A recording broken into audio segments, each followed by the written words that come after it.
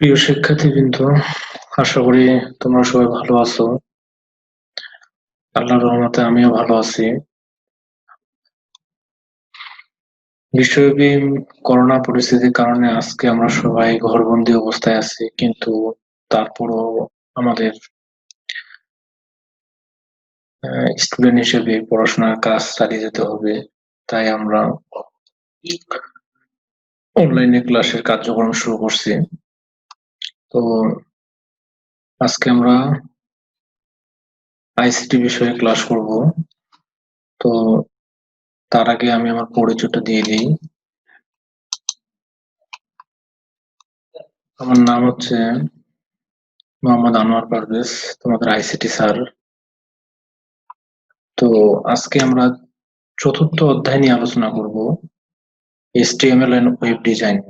যে অধ্যায়টা তোমরা পূর্বে পড়ছো আর কি, আমরা মানে পুরোটাই শেষ করতে পারিনি। আমরা আহ, পরীক্ষার জন্য আমরা অর্ধেকটা পর্যন্ত আগাইছিলাম, তারপরে বাকি 50% মতো এখনো বাকি আছে।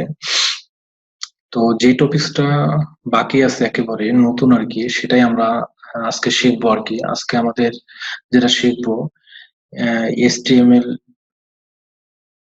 ল্যাঙ্গুয়েজের মাধ্যমে একটা ওয়েব পেজে বা একটা ওয়েবসাইটে কিভাবে একটা টেবিল তৈরি করা যায়। এটা কিন্তু আমরা শিখবো যে একটা ওয়েব পেজে কিভাবে আমরা টেবিল তৈরি করতে পারি, নর্মালি মাইক্রোসফট ওয়ার্ডে না, যে আমরা এইচটিএমএল ল্যাঙ্গুয়েজ ব্যবহার করে ওয়েব পেজে টেবিলটি কিভাবে সংযুক্ত করতে পারি, এটা আমরা আজকে দেখব। তো দেখো, এইচটিএমএল টেবিল তৈরির জন্য আমাদের যে ট্যাগ গুলো দরকার, ট্যাগ সম্পর্কে তোমাদের এর আগে বিস্তারিত আলোচনা করা হয়েছে যে ট্যাগ কি জন্য দরকার হয়। তো যাই হোক, ওইদিকে আমি না যাই। তো এসটিএমএল টেবিল তৈরির জন্য যে ট্যাগ গুলো দরকার হয় সেগুলো দেখো। যে প্রথম দরকার হচ্ছে যে টেবিল তৈরির জন্য আমাদের টেবিল ট্যাগ দরকার হবে। কি দরকার হবে? টেবিল ট্যাগ, যেটা টেবিল তৈরি করার জন্য ব্যবহার করা হয়। দেন এরপরে আছে টিআর ট্যাগ, 2 নম্বর। এটা একটা টেবিলের সারির জন্য। তো এখানে একটা আমি কথা বলি যে টেবিল যে তৈরি করব আমরা, এখানে জিনিসটা বুঝতে হবে যে কোনটা আমাদের সারি এবং কোনটা আমাদের কলাম। মানে এক কথায় বলতে চাচ্ছি রো এবং কলাম, যেগুলা আমাদের একটা টেবিলে। আমরা তো সচরাচর টেবিল দেখছি নর্মালি, যে টেবিলে আমরা কিভাবে আমরা এমনিতেও কোনো কোশ্চেনে অ্যান্সার করতে গিয়েও কিন্তু টেবিল তৈরি করি, তো খাতায়। তো দেখা যাচ্ছে যে আমরা উপর থেকে নিচে যেগুলা আসে, উলম্ব রেখাগুলা, সেগুলাকে আমরা বলি কলাম। আর বাম থেকে ডানে যেগুলো যায়, যে আড়াআড়ি ভাবে যে রেখাগুলো যায়, সেগুলোকে আমরা বলতেছি সারি। তো সেই সারিটা তৈরির জন্য আমাদের কিন্তু দরকার হবে টিআর ট্যাগ, যে 2 নম্বর ট্যাগটি তোমরা দেখতে পাচ্ছ। দেন তারপর টিডি ট্যাগ আছে, ইউজ টেবিলের সেল। এই সেল জিনিসটা কি সেটা আমি বিস্তারিত আলোচনা করব, যে আমরা টেবিলের সেল কোন অংশটিকে বলতেছি। খুবই ইম্পর্টেন্ট বিষয় যে টেবিলের সেল। দেন তারপর আছে টিএস, এটা হচ্ছে সেলের হেডিং এর জন্য। সেল যদি আমরা বুঝি তাহলে সেলের হেডিংটা বুঝবো, যে আসলে হেডিংটা কোন জিনিসটিকে বলতেছে। দেন তারপর তোমরা দেখতে পাচ্ছ 5 নম্বর আরেকটা হচ্ছে ক্যাপশন। এটা হচ্ছে যে যদি কোনো টেবিলের একটা নাম দেওয়া থাকে, সেই নামটার জন্য আমাদের, সে টেবিলের নামটা ব্যবহার করার জন্য যে ট্যাগটা আমাদের দরকার হবে, সেটা হচ্ছে আমাদের ক্যাপশন ট্যাগ। তো এগুলো আমরা থিওরিটিক্যালি পড়বো, কিন্তু আসলে আমাদের প্র্যাকটিক্যালি জিনিসগুলো বুঝতে হবে। প্র্যাকটিক্যালি না বুঝলে আসলে ক্লিয়ার কনসেপ্ট আসবে না। তো আজকের এই টেবিলের পুরো একটা লেকচারে আসলে পুরো এইচটিএমএল টেবিলটা শেষ করা যাবে না। এখানে ধাপে ধাপে কয়েকটা 5 থেকে 6টা বেসিকটা, অ্যাটলিস্ট বেসিকটা ক্লিয়ার করতে টেবিলে আমাদের 5 থেকে 6টা লেকচার হয়তো বা দরকার হতে পারে।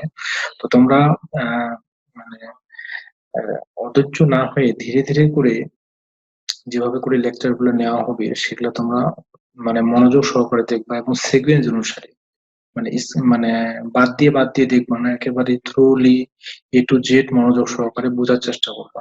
বেসিকটা যখনই তোমাদের ক্লিয়ার হবে, তখনই তোমরা অ্যাটলিস্ট টেবিলটা তৈরি করতে পারবা। আর এই অধ্যায়ে সবচেয়ে গুরুত্বপূর্ণ হচ্ছে এই অংশটা, যেটা পরীক্ষায় আমাদের বারবার করে আসে, যে টেবিল পরীক্ষায় আসবেই, ম্যাক্সিমাম পরীক্ষায় দেখা যায় যে আসেই। তো টেবিল অ্যাটলিস্ট টেবিলের মানে কঠিন জিনিসটার দিকে যাওয়ার আগে আগে আমাদের সহজ জিনিসগুলো আমরা যাতে অ্যাটলিস্ট শিখে যেতে পারি। তো এই কয়েকটা টেক, আরো অনেক টেক আছে টেবিল তৈরির জন্য। তো আমরা মানে অ্যাটলিস্ট যেটা না শিখলেই নয়, সেই জিনিসটুকু আমরা যাতে আগে শিখে নিই আর কি। দেন এরপর টেবিল ট্যাগের অ্যাট্রিবিউট আছে, কিছু অ্যাট্রিবিউট তো আমি বিস্তারিত আলোচনা করছি এর আগে। তারপর এখানে দেখাবো যে কিভাবে অ্যাট্রিবিউট, আমরা কেন ট্যাগের অ্যাট্রিবিউট, অ্যাট্রিবিউট অর্থ হচ্ছে যে ওই ট্যাগের সাথে বসে ওইটার বৈশিষ্ট্যটাকে কি করে বাড়াই দেয়, যে অতিরিক্ত বৈশিষ্ট্য প্রকাশ করে দেয় ওই ট্যাগটার। তেমনি একটা আছে বর্ডার, এটা বর্ডারটা কি কাজ করবে সেটা আমরা দেখবো, যে টেবিলের বর্ডারটা কোথায় ব্যবহার করা হচ্ছে। তারপর হোয়াইট, 2 নম্বর দেখো হোয়াইট আছে টেবিলের প্রস্থ। 3 নম্বর হচ্ছে হাইট। তারপর খুবই গুরুত্বপূর্ণ হচ্ছে 4 নম্বর সেল স্পেসিং এবং সেল প্যাডিং। এগুলো আমি ধীরে ধীরে একটার পর একটা জিনিস মানে এই অ্যাট্রিবিউট গুলা প্র্যাকটিক্যালি দেখাবো, যে আসলে সেল স্পেসিংটা কোথায় দিলে কি জিনিস পাওয়া যাচ্ছে, সেল প্যাডিংটা আমরা কোথায় বসাবো, অ্যালাইন এর আগে তোমরা শিখছো, ভিজি কালার মানে ব্যাকগ্রাউন্ড কালার যেটাকে বলা হয়। তো আমরা প্রত্যেকটা অ্যাট্রিবিউট সম্পর্কে ধীরে ধীরে পরিচিত হবে, একটা ক্লাসে আসলে হবে না। এগুলা যখন যেটা আসবে স্টেপ বাই স্টেপ আমি সেই জিনিসগুলো দেখাবো তোমাদেরকে, তোমরা মনোযোগ সহকারে একটু ক্লাসটা লক্ষ্য করবা। দেন এর আগে পূর্বে গেল টেবিল ট্যাগের, এখন আসছে কিন্তু আমাদের যে টেবিল ট্যাগের যে আমাদের টিডি এবং টিএ যে ট্যাগ আছে তার জন্য যে অ্যাট্রিবিউট আসলে অনেক অ্যাট্রিবিউট আছে, কোন অ্যাট্রিবিউট কোন ট্যাগের সাথে বসে সেটা কিন্তু আমাদেরকে খুব ভালো করে জানতে হবে। যে অযথায় একটা অ্যাট্রিবিউট আমি অন্য কোনো ট্যাগে ব্যবহার করতে পারবো না যদি তার ক্ষমতা না থাকে। যে টিডি এবং টিএস, টি টেবিল ডাটা, আবার টিএস টেবিল হেডার, এই দুইটা ট্যাগের ক্ষেত্রে যে অ্যাট্রিবিউট গুলা দরকার হয় সেটা হচ্ছে একটা কল স্পান মানে কলাম স্পান যেটাকে আমরা বলি, এটা খুবই ইম্পর্টেন্ট একটা বিষয়, এটা আমরা দেখবো। 2 নম্বর হচ্ছে রো স্পান মানে সারির রো স্পান। 3 নম্বর হচ্ছে অ্যালাইন। 4 নম্বর হচ্ছে বিজি কালার মানে ব্যাকগ্রাউন্ড কালার। তো প্রথম দুইটা কলাম স্পান রো স্পান এটা খুবই ইম্পর্টেন্ট, এটা আজকের ক্লাসে আমরা দেখবো না, এটা নেক্সটে আমরা এই জিনিসগুলো দেখবো। তো চলো আমরা HTML টেবিল তৈরি করার জন্য আমরা প্র্যাকটিক্যালি দেখি। আমি একটা ফোল্ডার রাখছি HTML টেবিল নামে। এই ফোল্ডারে আমরা কি করব, আমরা তো জানি যে ওয়েব পেজ তৈরির জন্য আমাদের কি করতে হবে, প্রাথমিকভাবে যে এডিটর গুলো দরকার হয় আমরা দেখতেছি আমাদের সিলেবাসে যেটা আছে আমাদের নোটপ্যাডে করতে, এরকম অনেক এডিটর আছে, তোমরা নোটপ্যাডে দেখবো। দেখো তোমরা গুরুত্ব সহকারে, যে আমি একটা নোটপ্যাড নিলাম, এটার নাম দিব যে টেবিল, নামে দিলাম যে টেবিল প্র্যাকটিস, এই নামে দিলাম। এটা আমি এটা দেখো তোমরা একটা লক্ষ্য করবে, এখানে কিন্তু আমার একটা নোটপ্যাড নিছে, এখানে কিন্তু আমাদের যখন আমরা সেভ করব তখন আরেকটা ব্রাউজার চলে আসবে, এখানে অটোমেটিক সেভ আকারে চলে আসবে, দেখতে পাবা ফাইল। এটা আমি কি করব, সেভ করে নেব। খুবই একটা ইম্পর্টেন্ট বিষয় এখানে লক্ষ্য রাখবা, বা পরীক্ষা অনেক সময় MCQ তে আসে যে এই ফাইলের নাম যে দিলাম আমি টেবিল প্র্যাকটিস, এটা যে কোনো তুমি তোমার মতো করে যে কোনো নাম দিতে পারো, কোনো সমস্যা নেই।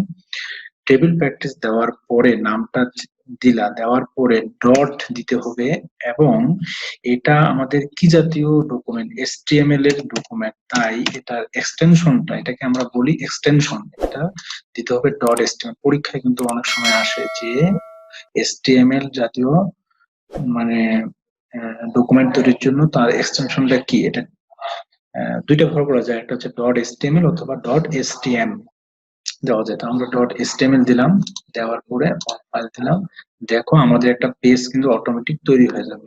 সেভ করলাম, দেখো তোমরা যে অটোমেটিক দেখো একটা ব্রাউজার তৈরি আসলো। এই ব্রাউজার যেমন আমরা কোনো কিছু সেভ করলে যেমন একটা ব্রাউজার চলে আসে সেরকম করেই চলে আসবে। দেখো এখানে কিন্তু একটা ব্ল্যাঙ্ক পেজ, কোনো কিছু লেখা নাই, আমরা তো এখন পর্যন্ত কোনো কাজ শুরু করিনি। যখন আমরা টেবিল তৈরি করব বা ওয়েব পেজে কোনো কিছু লিখবো তখন এখানে আমাদের কিন্তু একটা পেজে প্রদর্শন হবে, যা লিখবো আমরা তা এখানে কিন্তু আসবে। আচ্ছা এখন দেখি আমরা যে আমরা তো জানি সবাই এটা যে HTML এর যে বেসিক ট্যাগ গুলো আছে, যে বেসিক ট্যাগ গুলো লিখতে হয় HTML লেখার পর তারপর টি ট্যাগ লিখতে হয়। আমাদের একটা ট্যাগ আছে হেড ট্যাগ। হেড ট্যাগ লেখার পরে দেন আরেকটা ট্যাগ আছে টাইটেল। টাইটেলটা আমি এখানে শেষ করে দিচ্ছি ক্লোজিং ট্যাগ ক্লোজিং ট্যাগ দিয়ে। দেন তারপর আমরা কি ট্যাগ শেষ করব, এখানে হেড ট্যাগ শেষ করব। হেড ট্যাগ শেষ করব দেন তারপর আমাদের যে ট্যাগটা খুবই ইম্পর্টেন্ট সেটা হচ্ছে বডি ট্যাগ। এই বডি ট্যাগের মাঝে আমরা সবকিছু লিখি। তো আমি এখানে আমার কম্পিউটারে যেহেতু কাজ করতেছি সেহেতু আমি এখানে আগেই শেষ করে দিচ্ছি ক্লোজিং ট্যাগটা। তোমরা পরীক্ষার খাতায় তো আগে শেষ করতে পারবে না, তোমাকে স্টেপ বাই স্টেপ লিখে দেন তারপরে শেষের দিকে লিখতে হবে। HTML এটা কিন্তু একটা আমাদের HTML এর বেসিক স্ট্রাকচার, মানে হচ্ছে এক কথায় মৌলিক কাঠামো। এই কাঠামোটা আমরা পূর্বেই প্রথম ক্লাসের দিকে আমরা এটা পড়ছি। তো এখন যেটা আমি কি তৈরি করব, আমার টেবিল তৈরি করতে হবে। তার জন্য যে ট্যাগটা আমার দরকার হবে টেবিল ট্যাগ দরকার হবে। যে টেবিল ট্যাগ দিব আমরা, এই টেবিল ট্যাগটা শুরু করছি এবং এই ট্যাগটা শেষ করতে হবে শেষের দিকে, তাই আমি আগেই টেবিল ট্যাগটা ক্লোজ করে দিচ্ছি, তোমরা শেষের দিকে দিবা। আচ্ছা, এখন তো আসো আমরা কোন টেবিলটা তৈরি করব। আমি করার আগে টেবিল তৈরি করার আগে একটা জিনিস তোমাদেরকে বলতে চাই যে আমরা এই টেবিলটা তৈরি করব, যে প্র্যাকটিস যে টেবিলটা আছে এটা একটু জিনিস আমাদেরকে বোঝাই। যে এখানে দেখো এই টেবিলটা তৈরির জন্য আমাদেরকে এখানে আমি প্রথমের দিকে বলছিলাম যে সারি এবং কলাম। তোমরা লক্ষ্য করো তো এখানে সারি আছে কয়টা। আমি সারি বলছিলাম, সব টেবিল তৈরির জন্য মনোযোগ দিয়ে বুঝতে হবে যে সারি এবং কলাম। কলাম আমাদের দরকার হবে না, আমাদের সারি জিনিসটা আগে বুঝতে হবে যে আমাদের রো কয়টা আছে। এখানে রো দেখো তো কয়টা আছে, এটা একটা রো, এটা একটা রো, এটা একটা রো, তিনটা আমাদের সারি এবং তিনটা আমাদের কলাম আছে। তো এই সারি তৈরির জন্য আমাদের যে জিনিসটা দরকার হবে সেটা হচ্ছে টিআর। টিআর ট্যাগ, এই যে টিআর ট্যাগ, যে ট্যাগটা আমাদের বলছিলাম যে টেবিলের সারির জন্য যেটা ব্যবহার করা হয় টিআর ট্যাগ। HTML ল্যাঙ্গুয়েজটা খুবই ইজি হবে তখনই যখন আমরা ট্যাগ গুলার কাজগুলা ভালো করে জানতে পারবো। ট্যাগের কাজ যদি আমরা ভালো করে না জানতে পারি তাহলে আসলে আমাদের পক্ষে HTML শেখাটা খুবই কঠিন হয়ে যাবে। যদি আমরা ট্যাগের কাজগুলো জানতে পারি যে আসলে কোন ট্যাগের মাধ্যমে কোন জিনিসটা তৈরি করা যায়, তাহলে কিন্তু আমাদের কিন্তু অনেকখানি ইজি হবে HTML তৈরি করার জন্য। তো যাই হোক, দেখো যে টিআর হচ্ছে কি টেবিলের সারি, তাহলে এখানে কয়টা সারি আছে, এখানে তিনটা সারি আছে। আচ্ছা, আমাদের কিন্তু HTML এ টেবিল তৈরির জন্য আমাদের কিন্তু কলাম তৈরি করতে হয় না, আমাদের সারি এবং টিডির যদি আমরা কাজ করি তাহলে কিন্তু আমাদের অটোমেটিক কলাম তৈরি হয়ে যায়। তো এখানে বলছে TD use for table cell. Cell আমরা তাকেই বলতেছি, দেখো আমি আলাদা করে বুঝাইছি, এই যে এক নম্বর একটা আছে এই ওয়ান দিয়ে লেখা আছে, এই ওয়ানটা যে অংশটুকু জুড়ে আছে এইটাকে পুরোটাকে বলা হচ্ছে একটা সেল। আমি আলাদা করে দেখাচ্ছি যে এইটা পুরোটাকে বলা হচ্ছে একটা সেল। তাহলে এখানে সেল কয়টা আছে, একটা, দুইটা, তিনটা, মানে এগুলা তৈরি করার জন্য যে ট্যাগটা দরকার হবে তাহলে সেই ট্যাগটা হচ্ছে কিন্তু টিডি। তাহলে টিআর এর ভিতরে কিন্তু টিডি থাকতেছে, এটা কিন্তু মাথায় রাখবা। কার ভিতরে থাকতেছে, টিআর ট্যাগের ভিতরে থাকতেছে টিডি। কারণ আমাকে আগে প্রথমে সারিটা তৈরি করতে হবে, তার জন্য টিআর ট্যাগ দরকার হবে। দেন তারপর আমরা কোথায় যাব, টিডি ট্যাগে যাব। যেহেতু আমাদের এটা দরকার হচ্ছে যে সেল তৈরির জন্য, তাহলে একটা সেল আছে, দুইটা সেল আছে, তিনটা সেল আছে, এইভাবে করে প্রত্যেকটা সারি তৈরি করার ক্ষেত্রে আমরা সেল গুলার দিকে লক্ষ্য করব যে আসলে সেল আমাদের কয়টা আছে এবং কয়টা সারি আছে, সেই অনুযায়ী আমি তৈরি করব। একটা সেল অন্য সারিতে যাতে না যায়, যেই সারির সেল সেই সারিতে যাতে অবস্থান করে, তাহলেই কিন্তু টেবিলটা ঠিক মতো করে তৈরি আসবে। এটা খুবই একটা সিম্পল টেবিল। এটা হচ্ছে আমাদের টেবিলের নাম দিয়েছি প্র্যাকটিস টেবিল, যেটাকে আমি বলছিলাম ক্যাপশন দিয়ে আমাদেরকে ব্যবহার করতে হবে। এই টেবিলের নাম, যদি কোনো টেবিলের নাম থাকে এরকম মাঝখানে বা সাইডে থাক না কেন, সচরাচর মাঝখানে থাকে টেবিলের নামগুলা, এইটুকু লেখার জন্য এই ট্যাগটার জন্য এই সেন্টেন্সটুকু লেখার জন্য আমাদের যে ট্যাগটা দরকার হবে সেটা কিন্তু ক্যাপশন ট্যাগ। তো সেটা আমি পড়ে দেখাচ্ছি।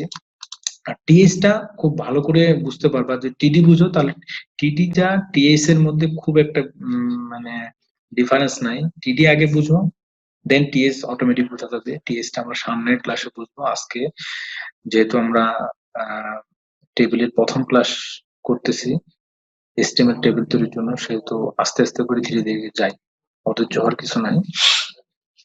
তো দেখো তাহলে আমি সিকোয়েন্স অনুসারে যেটা বাদ যাচ্ছে ওটা আমি পরের দিকে স্টেপ বাই স্টেপ করে দেবো।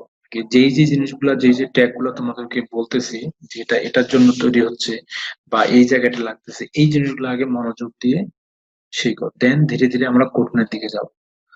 তো এইটা তৈরির জন্য আমি এই টেবিলটা তৈরি করব। এই টেবিলটা তৈরির জন্য দেখো যে আমাদের টেবিল ট্যাগ ব্যবহার করছি, এই টেবিলটা ক্লোজ দিচ্ছি। এখন এর ভিতরে আমাকে টেবিলের জন্য দেখো টিআর ট্যাগ দরকার হবে, কারণ প্রথমে আমাকে সারি দরকার হবে। সারি, এই যে টেবিলের রো তৈরি করার জন্য প্রথম রোটা আমি তৈরি করব।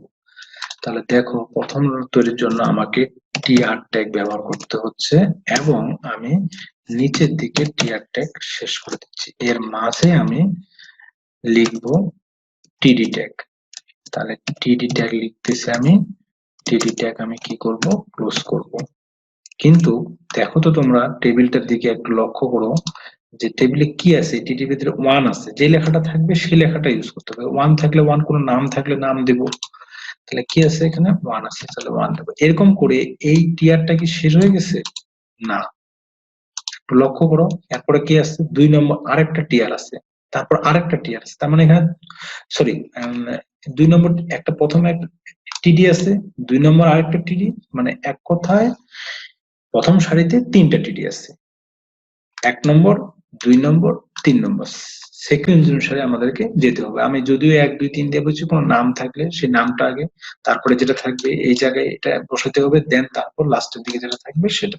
এইভাবে করে সিকোয়েন্স অনুসারে সেল গুলো তৈরি করতে হবে। তাহলে আমাদের একটা সেল হয়েছে এখানে, আমি এটা কপি করে নিচ্ছি সময়ের স্বল্পতার জন্য।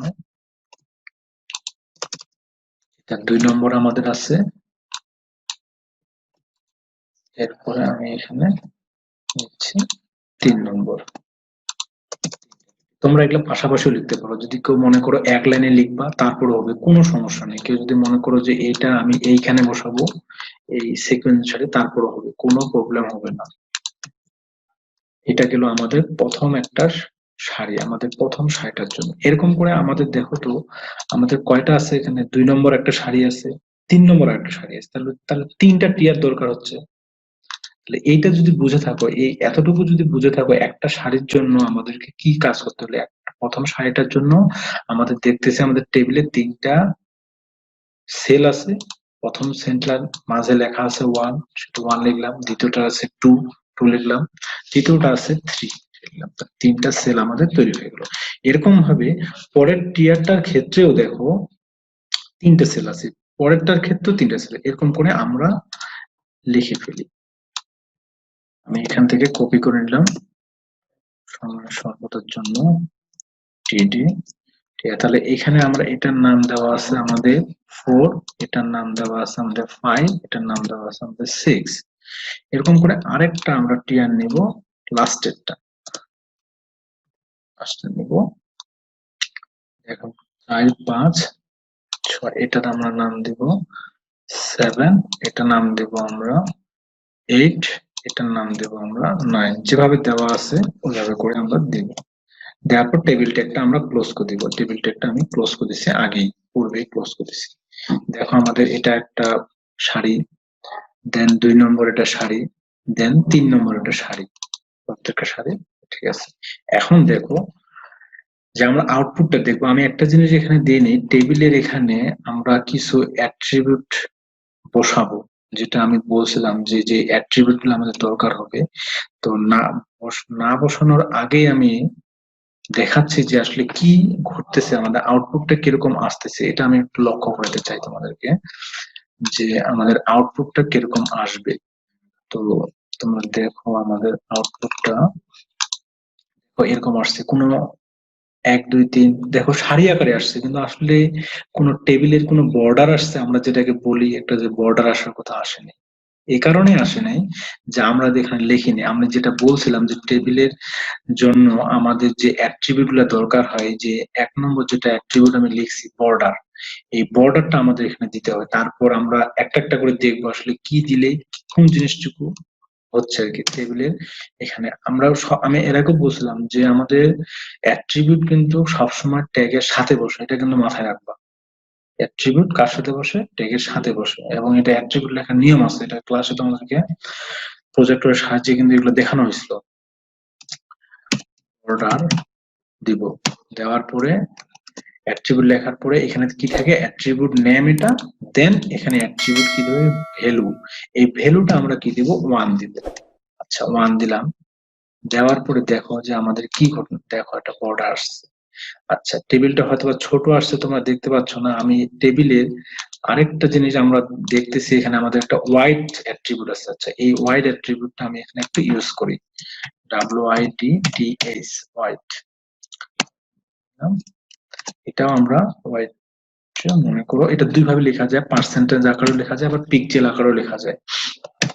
এভাবে দিতে পারি, অথবা 60% এভাবে দিতে পারি, অথবা আমরা কেউ যদি মনে করো আমরা যে কোনো মান দিব এরকম দিতে পারি। যেটা এটা ইউজ করলে হবে, ওটা ইউজ করলে হবে। এগুলো মান তোমাদেরকে মুখস্থ রাখা লাগবে না, তুমি তোমার মতো করে একটা মান তুমি দিতে পারো। মনে করো এটা আমি দিলাম 40 এবং পার্সেন্টেজ।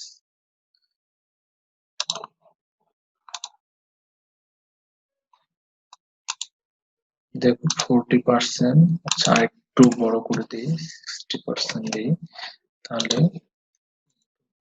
অনেকটা বড় হয়ে আসছে, টেবিলটা অনেক বড় হয়ে আসছে। যদি আমি এখানে 50 দিই, তাহলে দেখো কি আসতেছে, কমে আসবে। ঠিক আছে, এটা কোনো বিষয় না, এটা মেইন জিনিসটা আছে। দেখো তোমরা একটা জিনিস লক্ষ্য করতেছো, আমি একটু তোমাদেরকে পেজটা জুম করে দেখাই। দেখো তো বর্ডার কিন্তু আমাদের এই যে এইদিকে সাইড দিয়ে যে আছে সেটা কিন্তু আমাদের বর্ডার, কিন্তু এখানে প্রত্যেকটা একটা সেল আকারে তৈরি হয়েছে, প্রত্যেকটা সেল তৈরি হয়েছে, এবং একটা সেলের সাথে একটা সেলের একটু উপরে নিচে ডানে বামে একটা স্পেস আছে। স্পেসটুকু আমরা দেখতে পাচ্ছি, স্পেসটুকু আমাদেরকে 0 করে দেওয়া লাগবে।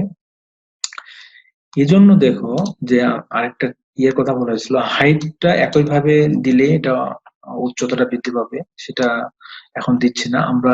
এই গুরুত্বপূর্ণ অ্যাট্রিবিউটে যে সেল স্পেসিং, এই সেল স্পেসিং অ্যাট্রিবিউটটা আমাদের জন্য খুবই দরকার। সেল স্পেসিং এবং সেল প্যাডিং এই দুইটা অ্যাট্রিবিউট শুধু আমাদের থিওরিতেই দরকার হবে না টেবিল তৈরির জন্য, আমাদের এমসিকিউর ক্ষেত্রেও জিনিসগুলো কিন্তু আসে, যে সেল স্পেসিং কোথায় ব্যবহার করতে হবে, সেল স্পেসিং জিনিসটা কি কাজ করতেছে, এটা যদি আমরা থিওরিতেই যদি ভালো করে জানতে পারি তাহলে কিন্তু আমাদের এমসিকিউর ক্ষেত্রে বহু নির্বাচনী প্রশ্ন কিন্তু আমাদের খুব সহজ হবে বোঝাটা।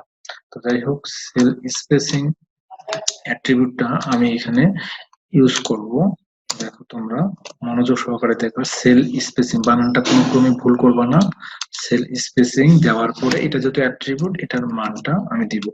এটার মানটা দেখো, আমি যদি ভ্যালুটা দেই, একটা 4 দিলাম, সাপোজ যে 4 দিলাম, তাহলে দেখি তো আমাদের আউটপুটটা কিরকম আসে। দেখো আরেকটু বড় হয়ে যাচ্ছে, আরেকটু স্পেসটা বাড়তেছে। আমি যদি এখানে দেখো 10 দেই, তাহলে দেখো যে আরো ইয়েটা বাড়বে, স্পেসটা বাড়বে। তো এটা আমাকে কি করার লাগবে, এটা যদি আমি 0 দেই তাহলে আমাদের কোনো গ্যাপ থাকবে না, একেবারে 0। দেখো তোমরা এখন যে সেলের যে স্পেসটুকু এটা একেবারে 0 হয়ে গেছে এবং সুন্দর একটা টেবিলের মতো করে তৈরি হয়ে আসছে। তো এটা যদি আমি হোয়াইটটা একটু কমাই দিই তাহলে আমাদের টেবিলটা দেখতে সুবিধা। দেখো তৈরি হয়ে আসছে, এই টেবিলটা তৈরি আসছে। এখন দেখো টেবিলটা তৈরি হলো, ঠিক আছে। তো দেখা যায় যে আমরা অনেক ক্ষেত্রে টেবিলের বর্ডারটা দিই, অনেকে মনে করে যে বর্ডারটা 1 দিব না 2 দিব না 3 দিব। এখানে এটা নিয়ে কোনো কনফিউশন হওয়ার কোনো প্রয়োজন নাই। এখানে 1 দিলে যেটা হবে, দেখো 1 দিলে কি আসতেছে, একটা সিঙ্গেল একটা বর্ডার আসছে। 2 দিলে কি হবে, অনেকে মনে করে যে 2 দিলে ডাবল ডাবল বর্ডার চলে আসবে। ডাবল বর্ডার চলে আসবে না, ওই বর্ডারটার পুরুত্বটুকু বাড়বে। দেখো আমি এখানে যদি আমি 2 দেই তাহলে কি হচ্ছে দেখো দেখো এটুকু আরেকটু কি হলো গাঢ় হয়ে গেল, বোল্ড হলো। আমি যদি আরো তোমাদেরকে দেখাই, আমি যদি এখানে 5 দেই তাহলে যে জিনিসটা হবে দেখো আরো বাড়বে। ঠিক আছে, এরকম হচ্ছে বিষয়টা কিন্তু এরকম। তাহলে আমরা বাই ডিফল্ট দেখা যায় যে আমরা কি দিই, একটা 1 দিই সিঙ্গেল। এটা নিয়ে তোমাদের কনফিউশন হওয়ার কোনো প্রয়োজন নাই, ভেবে দিব। তো সেল স্পেসিং জিনিসটা আমরা বুঝছি যে সেল স্পেসিং কি বলতেছে, যে একটা সেল থেকে আরেকটা সেলের যে দূরত্বটুকু আছে সেই দূরত্বটুকু 0 করে দিলে তাহলে প্রত্যেকটা সেলের সাথে পরস্পর থাকবে। তো এইখানে আমি সেল প্যাডিংটাও তোমাদেরকে একটু বুঝাই দেই। সেল প্যাডিংটাও কি কাজ করতেছে। সেল প্যাডিংটা দেখো, এখানে সেল প্যাডিং যদি আমি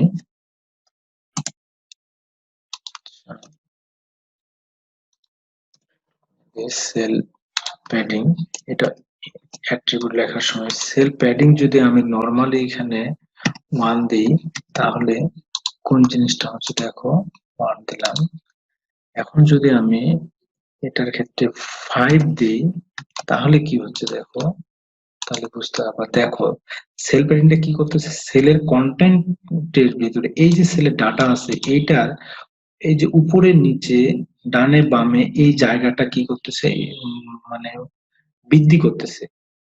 যে সেলের বর্ডার থেকে কন্টেন্টের দূরত্বটা সে নির্ধারণ করতেছে। যত আমি বাড়াই দিব তত বাড়বে। আমি যদি এখানে 10 দেই তাহলে দেখো যেটা কি হচ্ছে, আরো বেশি সেলের কন্টেন্টটা কি হচ্ছে, সেল বর্ডার থেকে সেলের কন্টেন্টের দূরত্বটা বাড়তেছে, এই জিনিসটা। তো এই জিনিসটা এখানে এসটিএমএল টেবিল তৈরি করার সময় যে আমাদের না দিলেও চলবে, কোনো সমস্যা নাই। কিন্তু আমাদের এমসিকিউর জন্য এটা বুঝতে হবে যে আসলে এটা কি কাজ করতেছে। অনেক ক্ষেত্রে অনেকে শুধুমাত্র টেবিলের বর্ডার দেয়, এটুকু কিছুই দেয় না, তারপরও সমস্যা নেই, কিন্তু আমাদের এটা দেওয়াটা ভালো। হোয়াইটটা যদি নাও দিতে পারো কোনো সমস্যা নেই, কিন্তু সেল স্পেসিংটা দেওয়াটা বেটার। যদি না না দেও তারপরেও কোনো সমস্যা নেই, আমরা বাই ডিফল্ট এটা ধরে নিই যেটা সেল স্পেসিংটা 0 আর কি। তো তোমরা যারা বুঝছো, তো আমি আশা করি এটার জিনিস তোমরা দিবা, তাহলে স্পষ্ট জিনিসটা ক্লিয়ার হয়ে যাবে। তাহলে এটা কি জন্য দিলাম, এটা কি জন্য দেওয়া হইলো, এটা কি জন্য দেওয়া হইলো, এই জিনিসটা আশা করি তোমরা বুঝতে পারছো। খুবই ইম্পর্টেন্ট বিষয়। একটা জিনিস দেখো, যে আমাদের যে টেবিলটা তৈরি করতে বলা হয়েছে, এই টেবিলটা এটা কিন্তু সম্পূর্ণ তৈরি করছে আমাদের আউটপুট আকারে। দেখো যে আমরা তৈরি করে ফেলছি, কিন্তু এখানে একটা জিনিস, যে আমাদের টেবিলটা দেখো, টেবিলের নামটা, এই টেবিলের নামের জন্য আমি বলছিলাম যে আমাদের কোন ট্যাগ ব্যবহার করতে হবে, ক্যাপশন ট্যাগ ব্যবহার করতে হবে। এই ক্যাপশন ট্যাগটা কোথায় ব্যবহার করব সেই জিনিসটা নিয়ে আমি আসতেছি। যে ক্যাপশন ট্যাগটা আমাদেরকে অবশ্যই টেবিল ট্যাগের ভিতরে ইউজ করতে হবে। এটা অনেকে বা অনেক বইগুলাতে ক্যাপশন ট্যাগটা টেবিলের বাইরে দেওয়া থাকে, কিন্তু যেটা দেওয়া যাবে না।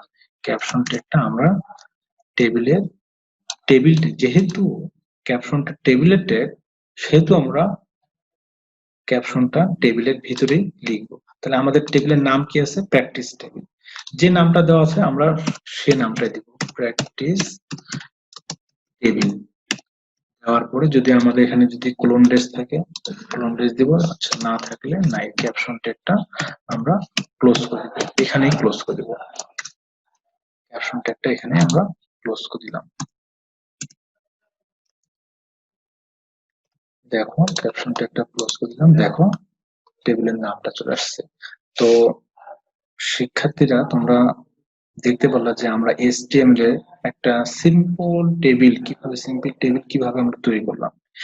এভাবে করে আমরা আস্তে আস্তে করে টেবিলের যে কঠিন যে প্রশ্নগুলো আছে সেগুলোর দিকে অগ্রসর হবো। এই বেসিকটা যাতে সবার ক্লিয়ার থাকে, আমি এতটুকু আশা করবো যাতে ভিডিওটা ভালো করে দেখে বুঝে, যে জায়গায় বুঝতে পারবো না তোমরা পরে জিজ্ঞাসা করবা, কিন্তু আমার মনে হয় যদি প্রথম থেকে ভালো করে লক্ষ্য করো তাহলে অ্যাটলিস্ট বোঝার কথা আর কি।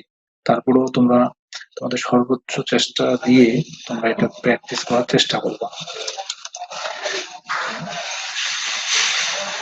এরপরে আমাদের এটা শেখার পরে তোমরা বাসার জন্য যে কাজটা করবা, এই একটা হোমওয়ার্ক দেওয়া হলো, এই হোমওয়ার্কটা তোমরা করবা। এই যে হোম টাস্কটা, এখানে আমি কোনো টেবিলের নাম দেই নেই, এই টেবিলটা তোমরা করবা, এই টেবিলটা তৈরি করবা, যেখানে একটা শাড়ি, দুইটা শাড়ি, তিনটা শাড়ি, চারটা শাড়ি দেওয়া আছে, নামগুলো আছে। এটা ওইটা যদি বুঝে থাকো, আমি যেটা বুঝাইলাম, তাহলে আশা করি এই টেবিলটা তোমরা বুঝতে পারবে। আশা করি তোমরা সকলে বুঝতে পারছো। ঠিক আছে, পরের ক্লাসে দেখা হবে, আগামী ক্লাসে অপেক্ষায় রইলাম। তোমরা সবাই ভালো থাকো।